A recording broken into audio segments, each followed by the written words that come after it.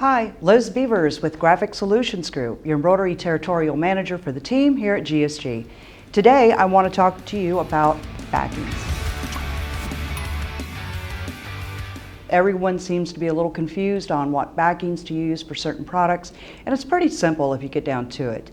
There's tons of different backings on the market, but you have to understand these backings are also used for other things than just embroidery. It could be people making drapes or outfitting boats, furniture. So some of their stabilizers or backings, as some people call, isn't really just for embroidery. So in my shop, it's pretty simple. I've got cutaway, tearaway, cover the back, and Weblon no-show. Now, let's take it one more step. When do I use a cut? If the fabric stretches in any direction, then you need a cutaway. If the fabric doesn't stretch, then you can use a tearaway backing.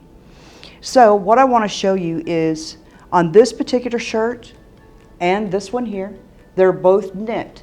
One's a hoodie, one's a real thin sweatshirt. So you have to use a cutaway. A cutaway is going to keep that fabric stable. Now, if it's a light embroidery like this one, most of it is just vinyl, which I'll be showing in another video how to achieve this. However, this really doesn't have a whole lot of stitching, so I can get away with one piece. Same thing over here. When I create designs that are going to be a full front or a full back, I try and do something not solid embroidery, because if you can only imagine this design, solid stitches, and then that's rubbing up against your skin, it's going to be pretty heavy. So I try and eliminate as many stitches and try and incorporate different things. So fabric stretches, you have to use a cutaway. Fabric doesn't stretch, the soccer cleat, ball caps, then you can use tearaway. So when it comes to fabrics, back to the cutaway, on fabrics that stretch, the ounces, that's another question I get asked a lot. You want to go with a 3-ounce cutaway, and I prefer 3 ounce because materials are getting thinner, but the embroidery logos still have the same amount of stitches. So shirts are getting thinner, but embroidery isn't. So heavier backing, which is the 3-ounce.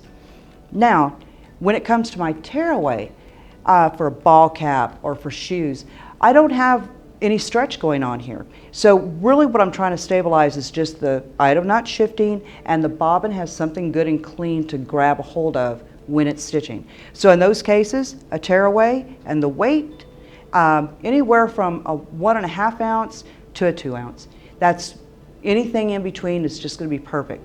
Ball caps is a little different. The tearaway for a ball cap is a 3 ounce.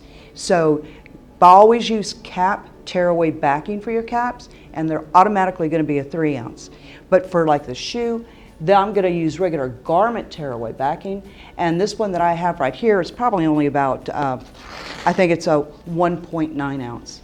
And that's really all you need for the soccer cleat or anything, towels, robes, you should be fine there.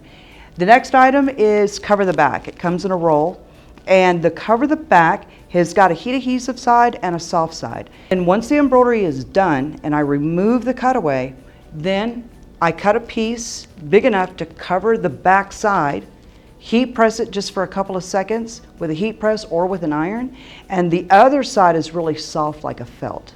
So one side is heat adhesive, the other side is a nice felt. And we carry these products as well here at GSG. So to narrow it all down, fabric stretches, you have to use a cutaway. Fabric doesn't stretch, use our tearaway. And you can always go to our website, look at all the different sizes and types of backings that we offer. You can visit us at gogsg.com. Thank you.